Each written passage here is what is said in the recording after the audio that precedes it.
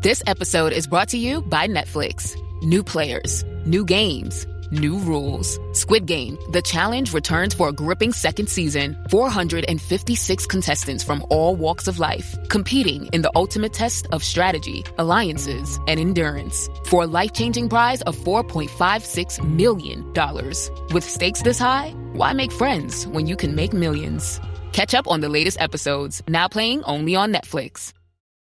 This is a real good story about Bronx and his dad, Ryan. Real United Airlines customers. We were returning home, and one of the flight attendants asked Bronx if he wanted to see the flight deck and meet Captain Andrew. I got to sit in the driver's seat. I grew up in an aviation family, and seeing Bronx kind of reminded me of myself when I was that age. That's Andrew, a real United pilot. These small interactions can shape a kid's future. It felt like I was the captain. Allowing my son to see the flight deck will stick with us forever. That's how good leads the way. Running a business comes with a lot of what-ifs. But luckily, there's a simple answer to them. Shopify. It's the commerce platform behind millions of businesses, including Thrive Cosmetics and Momofuku. And it'll help you with everything you need. From website design and marketing to boosting sales and expanding operations, Shopify can get the job done and make your dream a reality. Turn those what-ifs into... Sign up for your $1 per month trial at shopify.com/special offer.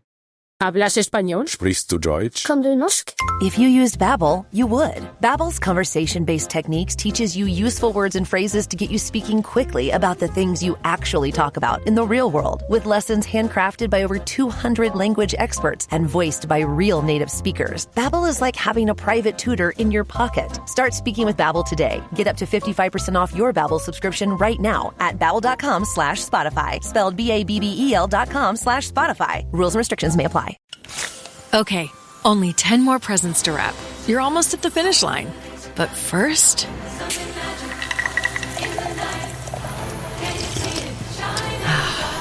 there, the last one. Enjoy a Coca-Cola for a pause that refreshes. Welcome in, everybody, to another Victory Tuesday edition of the Birds of the Round Table. Tonight, you have the second edition of the Reese and Niche show here with David to my left or my right. I don't know which way he is. But David, how you doing tonight? Doing great, man. I appreciate every single Eagles win. As somebody who might be a little older than some of the people who watch, I suffered through decades of losing seasons, so I will take unhappy victories all day long. Yeah, absolutely. And speaking of people who have seen some old victories, Krabby Oldman, Checkman, what's going on, bud? How you been? Yeah, listen, we're gonna address it off the top. Obviously they just went back to back after their bye against two very good playoff caliber teams in the North, beating Green Bay, beating the according to Cam Newton, the offense that we've never seen before. Well, Cam, I don't know how to break this to you, bud, but maybe you should, get off ESPN and do a little more research about this defense. And that was the story of the day, is this defense. Shutting down this prolific offense, Jahmyr Gibbs and Amon-Ra and Jared Goff, and, again, they're good offensive line. And the defense stepped up. I mean, immediately, that first drive, getting the pick for Coop before you even, turned around, he already had an interception. It was great to see. Obviously, everybody wants to focus on the offense, and we'll get to it. But, David, what's one thing that stood out for you on the defensive side of the ball that, really helped carry the win here for the Birds? Yeah, I'll mention two things. One, the defense, just everything is clicking for them. I mean, and like you said, we'll get to the offense, but Jalen Phillips secured his first sack as an Eagle and has been a dominant force with 11 tackles, a sack, a fumble recovery, 12 pressures since arriving in Philadelphia. That type of midseason addition and firepower is just unheard of. I mean, We sat here for years and said, we don't really want Howie to make an in-season trade. They never work out. Well, this one's been okay. And that's one of the trench guys. Jalen Carter back to playing like he did in 2024. He's been phenomenal. Zach Bond paced the defense with 7 tackles. He's so good and consistent that it almost has been second nature. Nobody notices anymore. I mean, it's just like it's overlooked. We don't even talk about it. We talk about how great Dean is and how Jihad's coming by, and we just take for granted, we just have this all-pro Zach Bond on the team now, which has to be wonderful for you as a lover of linebackers. I mean, this is just an embarrassment of riches, literally. I think you've said it before. And then outside corner, Quinyon Mitchell. Put on a clinic, man. I mean, we're talking about a guy who's in the top 4 or 5 conversation of corners in the National Football League now.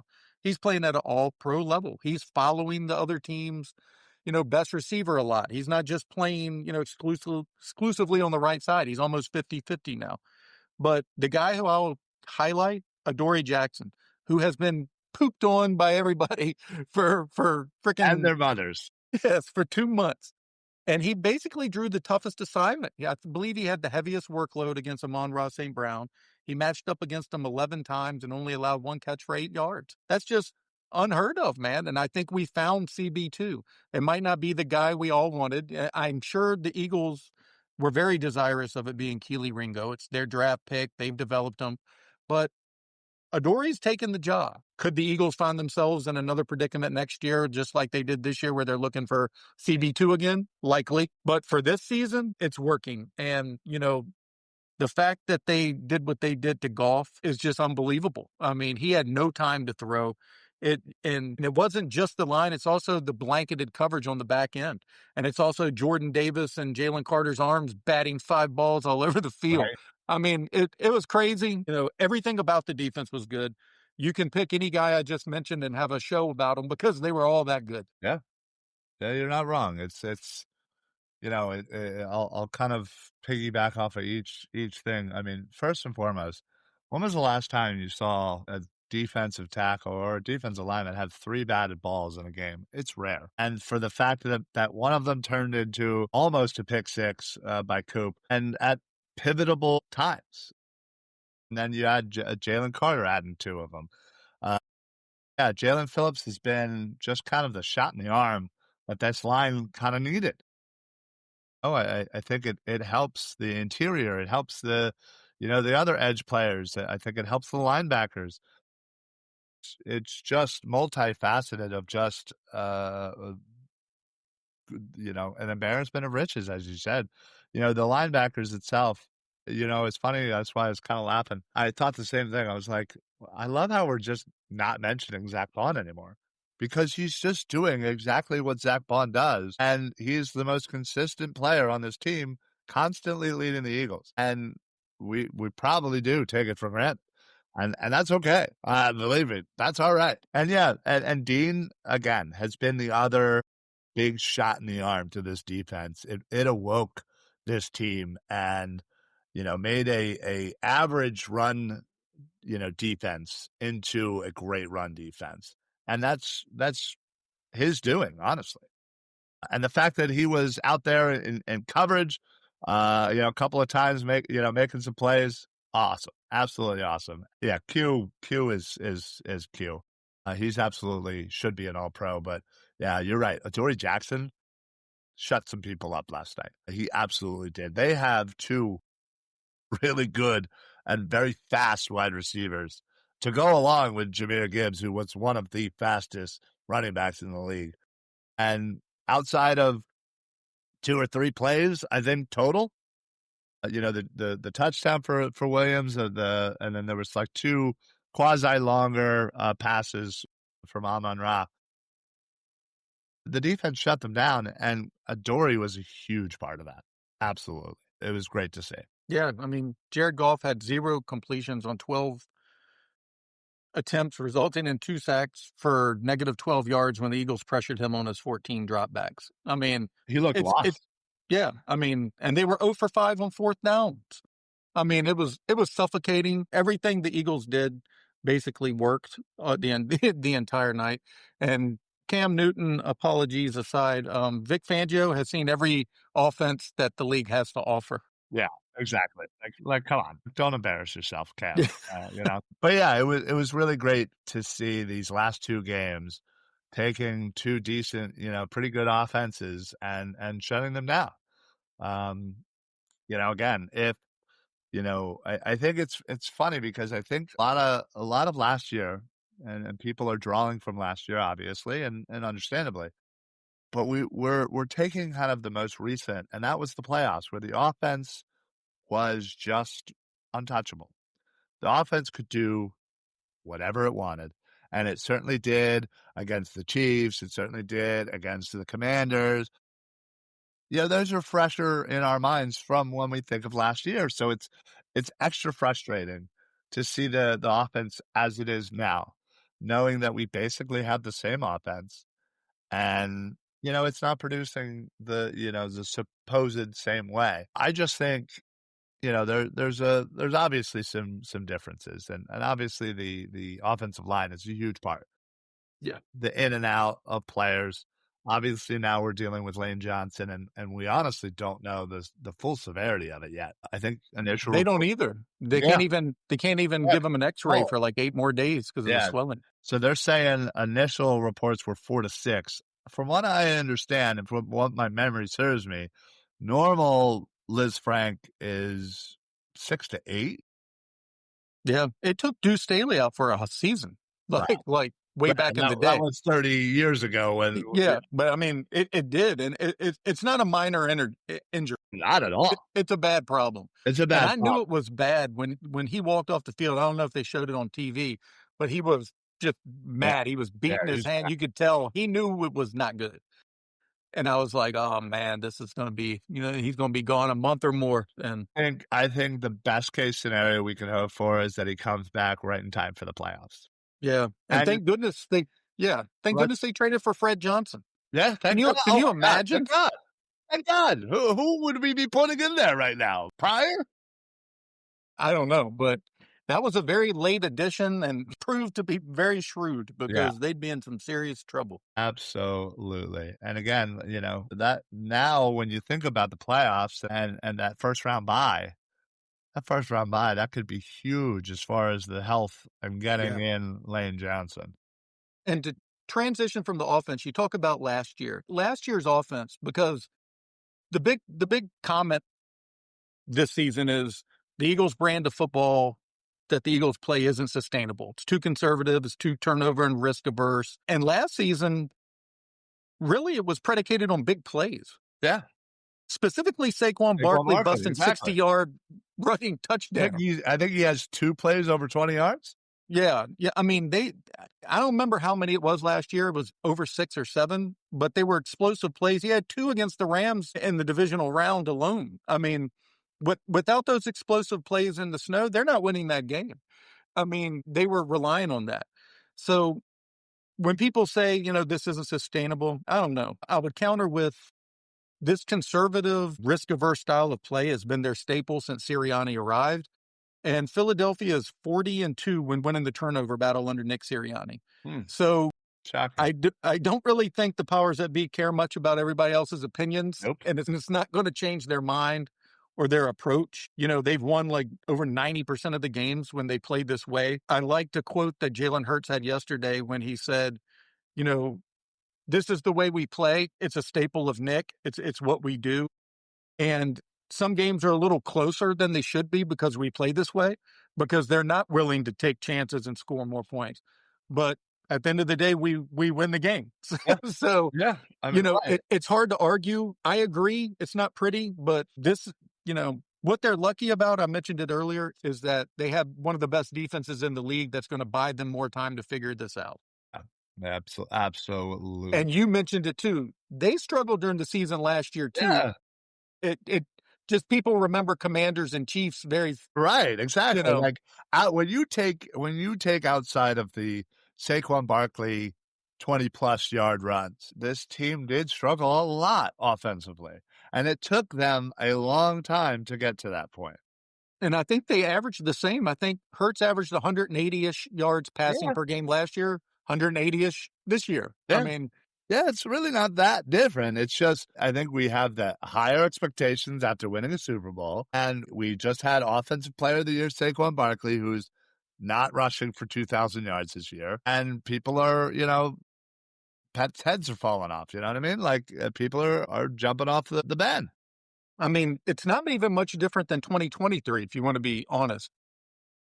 Howie Roseman doesn't bring in Saquon Barkley before the 2024 season.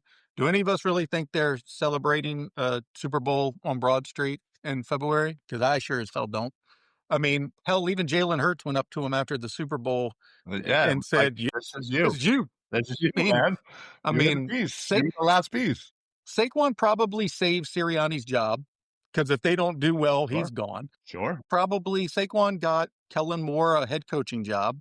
I mean, and no running back that ran for over 2,000 plus yards in a season has ever come back and been that effective the next season. Next season, right? It took a lot of rushes. What did he carry the ball 380 times? Something insane, something crazy like that. Yeah, yeah. I mean, so. Yeah, I mean, listen. Again, I think, and their play calling does suck. I don't want to. Yeah. Oh no. Listen, you're not wrong. You're not wrong. It's not very sharp, and it is at times pretty predictable. Very. But despite all of that, they are still doing what they need to do to score enough points more than the opponents. And that's all they care about. That's all that's all that matters. And listen, I get it. Offense is sexy. Scoring 50 points on the Commanders in the playoffs was amazing. I can't tell you how I was tired from jumping up and down celebrating that day in the stands. So I get it. But I honestly do not care how they win football games. I care that their mindset is win over everything. And I think you have a quarterback who believes that to the day he dies. Like, know he believes that. And, listen, to kind of segue this into the recent information that's come out, we have to at least address it. And I hate the fact that we have to. But we had to deal with them, and we still will. The A.J. Brown stuff, that's never going to go away. At this point, I'm fully convinced that A.J. Brown is just absolutely messing with the media because they're so desperate for stories. They're so desperate for, drama. But Derek Gunn, who is very well respected, came out and said many people within the organization, and to me, that means players, that means coaches, that means maybe higher up than that, are growing frustrated with Jalen Hurts and his, how did he say it? His methods or his approach. Conservative approach, whatever. Yeah. But again, you literally just said it though. It's really Sirianni who's instilled in this, hey, don't turn the ball over. Do exactly just enough to get where you need to go. And what did you say? 40-2 when they went 40-2, and yeah. When they win the turnover battle. Okay, I'm good with that. So just obviously we've had a day to kind of digest. And David, you're obviously somebody who's been in the locker room, who's been around people. What's your take on this report? And I mean, I don't know who in the world Derek would have spoke to get any of this. Anybody who follows me know I'm not a hot take person. I'm more defending Eagles players. Ryan and I talked about it pre-show. If I heard this, just assume it's true. I don't know if it is or not, but just this, assumption here that this was true, I would have kept it to myself. Because I wouldn't have wanted to been part of the problem. I can talk about it in March and say, God, the Eagles overcame. Look at everything they overcame and still won the Super Bowl. Or, you know what? You want to know why it didn't work this year? This is what was happening. I would have never interjected myself into this. But that being said, like you mentioned, Gunn is highly respected. He's beloved by many in the organization. If he was constantly wrong in slandering players without merit, I'd be shocked so many of them gravitate towards him. He is close with a lot of guys, and that wouldn't probably be the case, I'm guessing, if he was misreporting everything people were saying. If you drive by his house, which is in the same neighborhood as DJ Jazzy Jeff, by the way, and you see in his backyard, he likes to grill and cook or whatever. A lot of times players are back there sharing a meal with him. I mean, this is a guy who is, tuned in with the team. Yeah, and it's hard to completely discount it. That doesn't mean that whoever said what they did to him, if it's true, exaggerated it. He wouldn't know. He's just telling you what he's heard. Sure. Yeah. Again, I would have kept that to myself. There's very little that I've ever seen or been told that would merit or warrant, rather, me having to keep it to myself. I'm just not as dialed in as somebody like Derek goes. Yeah, I understand.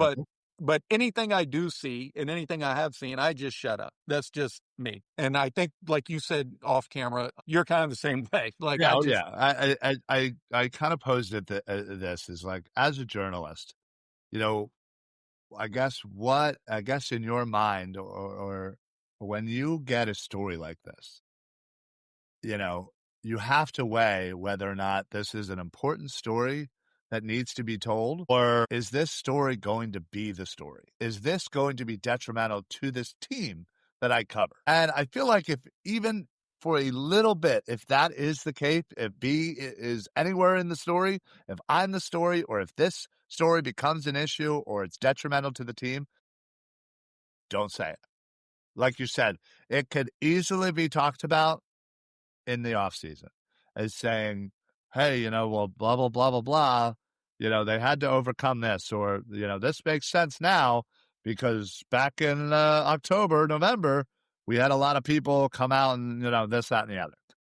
That's exactly where you can still get your story out. You just don't have to be a part of the problem. And I think, who was the other person putting out the AJ stories? I don't know what their name was. Diana Rossini, that her? Yeah. Okay. Yeah. Like a lot of the AJ Brown stuff, far as AJ Brown goes. It's almost funny at this point how much every week there's something. And he did the meeting, but first off, one thing clear, AJ Brown is not the leak. He's not the confidant. This isn't Watergate. He's not Deep Throat. He goes online and posts what he wants to say. Right. You've seen it. Sure, he's not going behind anybody's back. It's him. It's not a burner AJ Brown Twitter account. It's his. He met with Lurie and offered to apologize. Reportedly, Lurie said that wasn't necessary, which tells you a little bit of, that's a little that intel. Tells me a lot. Right there. He just stated over and over he wants the ball. He wants to help. He probably is frustrated. Yeah. I mean, so is Saquon Barkley. So are the offensive linemen. I'm sure Devontae wasn't thrilled that he only got one catch last night. Right. Lurie wants a high-flying, powered offense. He's mentioned it many times. I mean, so I don't think it's like you're opening, what was it, Geraldo's, what did he go to when he opened that safe, the Capone safe, and it was completely empty? That's what I feel like a lot of these stories are. They're just empty, nothing. Well, and that's the thing, especially with the major AJ Brown stuff coming from Diana Rossini, who, again, she's a national person looking for a story where there really isn't one, making a bigger deal about it. And then, it came out that, everything that, she was like, oh, well, he's absolutely going to get traded, blah, blah, blah, blah, blah. No, he wasn't. And so then she backtracked and she went another way. It's to me, I find it funny because this is, again, that whole thing of like, are you going to become a part of the story? And she has become a part of the story because it's drama for the sake of drama. It's a play.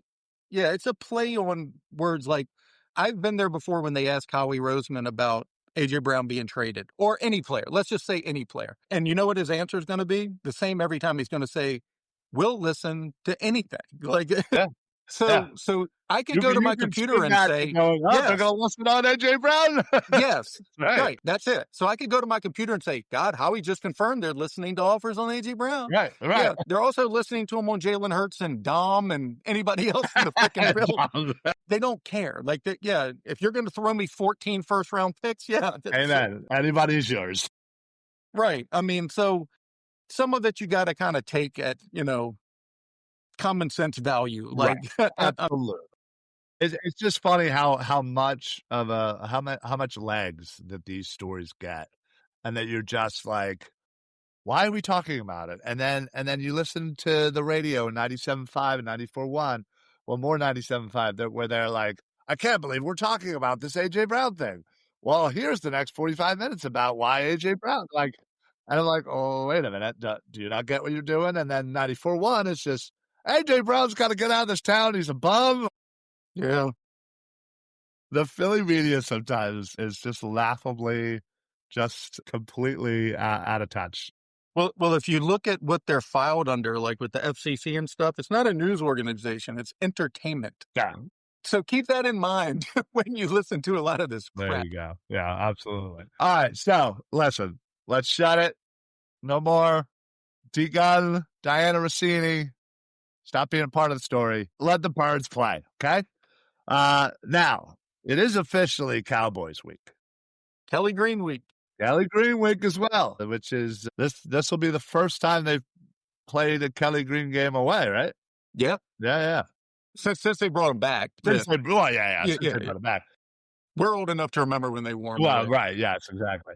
Hence why I'm still very much in love with the Kelly Green. So, it's my childhood essentially. But of course.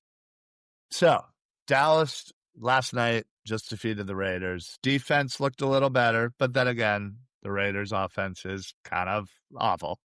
And their offense looked great. George Pickens, CeeDee Lamb, and Javonte Williams are certainly doing their thing. And they obviously made quite some trades throughout this year. And their defensive line is especially in the middle, is unreal. I mean, you get Leonard Williams, you get Kenny Clark. Those are two really good guys in the middle.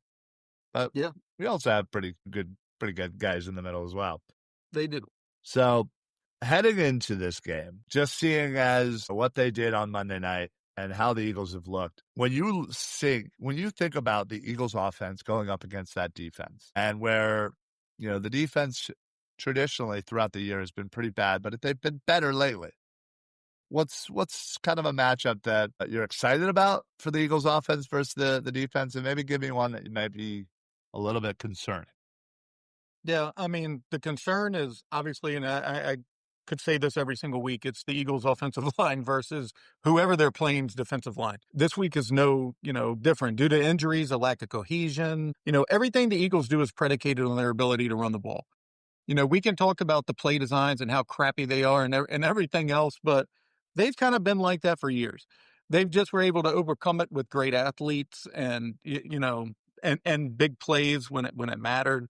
Their offense has been bland, predictable for a while. But the O-line has to establish, the trenches and start imposing its will in this run game. Nothing else works until that. To just not be completely negative about it. Mailata was really showing off the other night, man. I mean, he had his best game of the season, in my opinion. Easily. He didn't allow a pressure on 31 pass blocking snaps, and he was going against Aiden Hutchinson and Alem McNeil. Yeah. I mean, he put up a flawless sheet against two really, really good. Yeah. So I think that's the matchup, and then as far as, something I'm excited to see, it's A.J. Brown, but not how they did it this week. They seem to overcorrect. Like, yeah.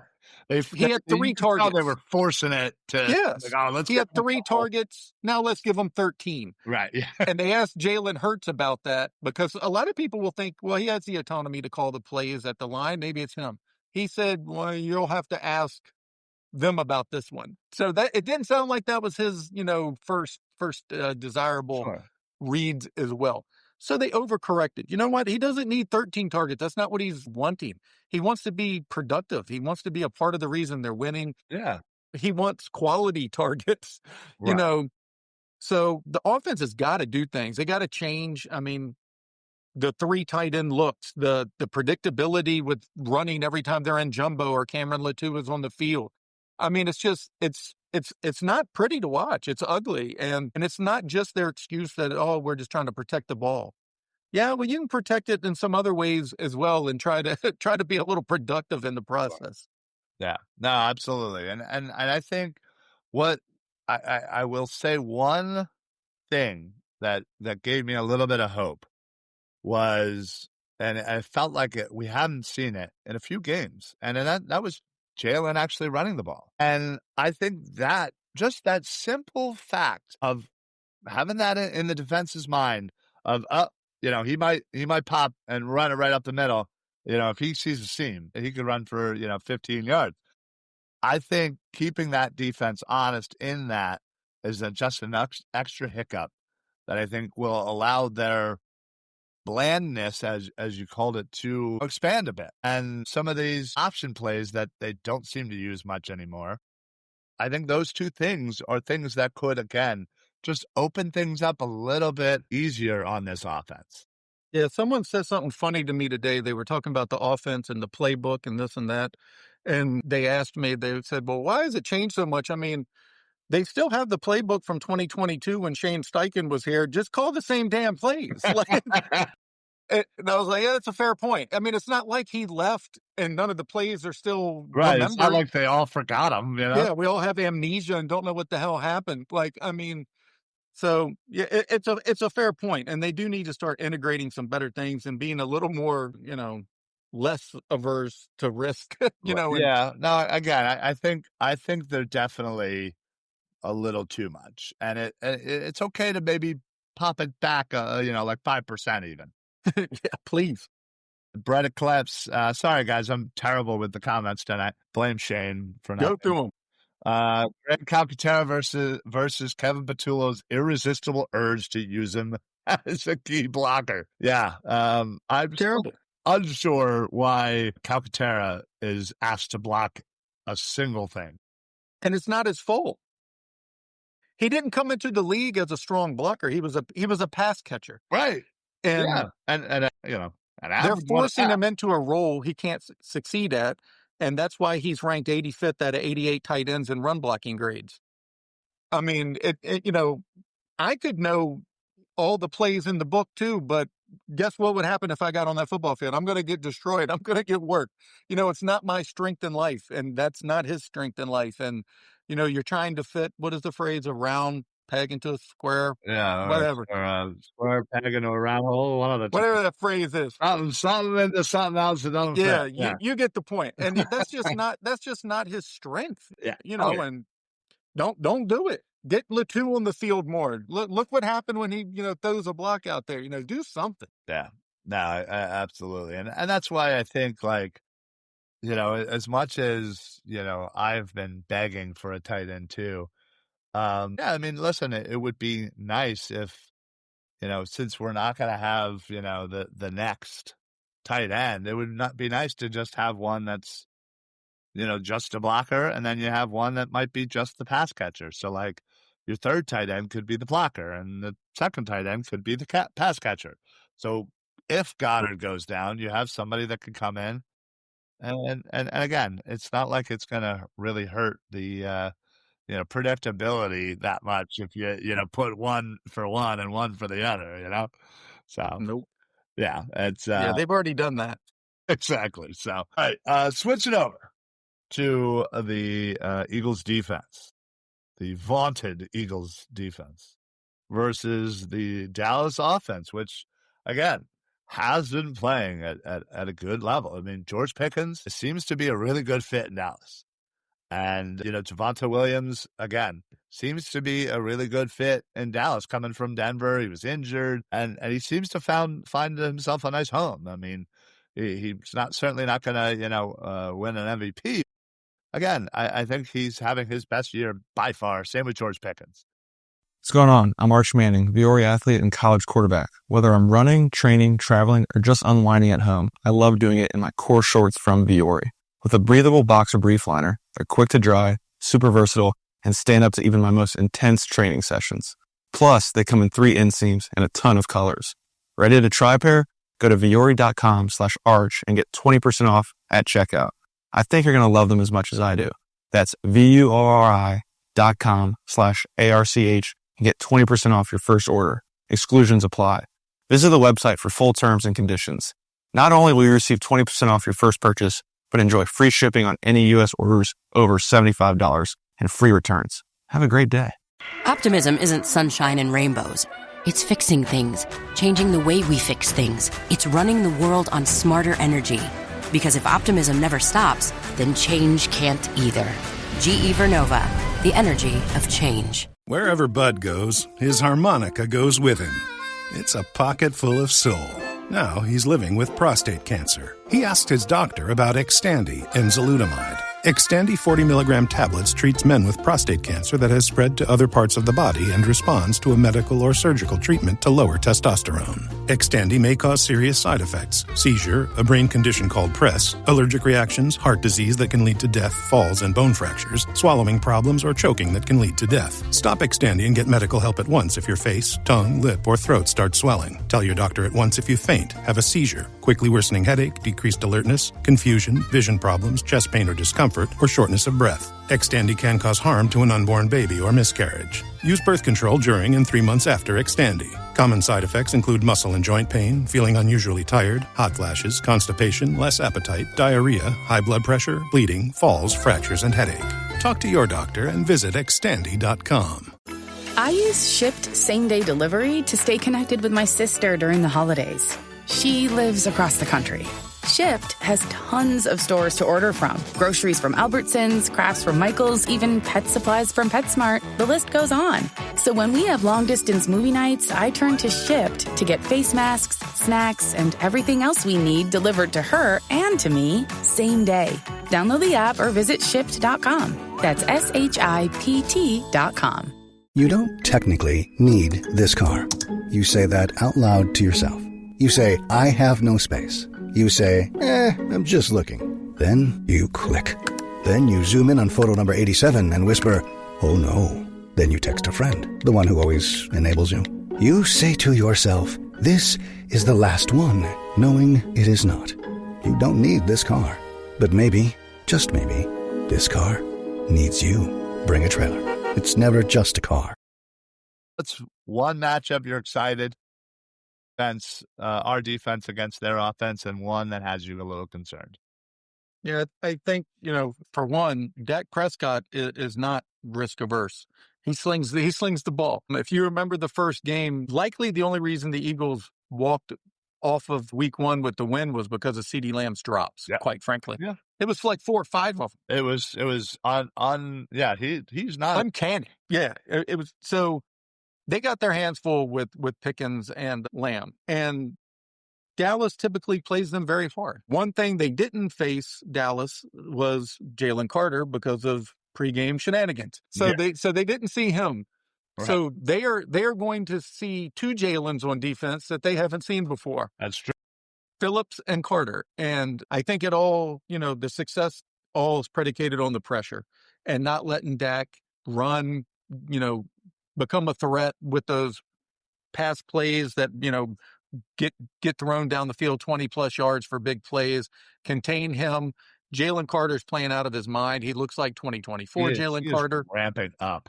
Yes. And perfect time, as the season progresses. He's playing more snaps again than almost anybody else in the league at his position. Yep. Yeah. So you can't step up because him and Ajomo, let's give him a little shout out too. He's been playing fantastic. Well, I mean, that play against Gibbs, that was huge. Yeah, so I think the pressure, the pass rush, the 2 Jalens Dak didn't have to face last time except for wiping off his jersey. Also didn't see Nakobe. No, correct. So I think it's a much different team. So they got their hands full. I mean, the Eagles defense, they always said, defense wins championships. Well, the offense is maybe going to prove that for them this year because they're going to have to. Yeah, no, absolutely. And you said it perfectly. When Dak is forced out of the pocket and he kind of is rolling, to his right, he just has this, he just can, I'll give him credit. He could just whip it down there. Yeah. Again, at that point, it's probably already 5, 6, 7 seconds. It's hard to ask any D-back to cover for that long. I think that's where he certainly shines a lot of the times. But, again, this is going to be another tough matchup for Adoree. I know CD sometimes can certainly play the slot, but, I think Adoree's going to see one of them certainly more than the other. And, again, if he can play like he did on Sunday, I have every faith that they'll win this game. But you're right, it's most likely going to come down and be a very close game because Dallas just always plays as well, and we always play them well. It's one of those things where there are, a very small amount of the matchups end up in blowouts. So for sure. So all right, well then, if that's the case, we've talked about the L, we talked about the D. What is your score prediction? And give me an MVP for the game. My score prediction is a little higher than I wanted it to be. I picked the Eagles to win 24. I do think the defense is capable of shutting it down more, but Dak is pretty mobile, and at the end of the game, things just get weird a lot of times. Like, it might be 27-14 at some point, and then they'll just end up scoring some points because that just seems to be what happens in the NFL. The Eagles seem to love being in single-score digit games. I mean, the NFL is desirous of it. It just happens. So I went 27-24, and I went player of the game with A.J. Brown. I just think instead of force feeding him, the ball every look, I think you just need to give him some quality looks. Right. Yeah. Plus, his DBs are not the best. I think this is a type of game he could do well in. And I think I've picked him twice this year. Third time's the charm. He's going to pull it out for me this week and get a touchdown, 100 plus yards. There you go. Absolutely love it. I'm going to go with a score of 20 to 16. A little weird score, but Birds, of course. And I'm going to go with a Dallas Goedert game because, again, I'm not a huge fan of their linebackers, and I think Dallas has an opportunity to eat in the middle. While the corners are worrying about Devontae and AJ, Dallas might find himself a nice seam or two a couple of times. So. He's having a hell of a year. Yeah, honestly. It's going to be interesting to see what they do with him this offseason for sure, considering the last couple of times they've already had their heir apparent, on the roster. So, and God help me, so help me God, if Calcaterra is anywhere in their plans for the future. Anyway, that's all we got tonight. Sorry for the comments. Appreciate everybody for making them. I'm just terrible at this, or at least not used to it. You're better than me. I haven't even looked at them. There was this one I wanted to bring up. I just know if we had an armchair scouts going, we'd see plenty of more tackles being scouted this year. You're absolutely right. We are, again, as it gets closer, to that time of year, we will be bringing it back for sure. Who knows? Maybe we'll do kind of a college playoff preview and do a little scouting then. So always stay tuned to that, and always make sure you stay tuned to the Eagles Pinball Network. We apologize for having a little issue with our Facebook. We're hoping to get that ready to go by the next Birds of the Roundtable. We figured out what the problem is, so we're going to fix it. But most of you are YouTubers or X. We appreciate you guys. Of course, Krabby, Brett Eclipse, a couple other people here. Appreciate you guys as always. We do miss the other regulars that we haven't seen in a while. So hopefully we'll get those guys back. Shane, unfortunately, couldn't be with us tonight. But we'll see him back next week, where we'll hopefully have another Victory Tuesday against them Cowboys. And then we'll celebrate Thanksgiving. Yeah. Send all your Facebook complaints to @Mark Zuckerberg. And quick shout out to Kenny Gainwell, who just continues to be a force for the state of Pennsylvania in some capacity. Oh man, yeah, I saw. I was like, my God, he scored more touchdowns than he ever did as the Eagle. What was happening?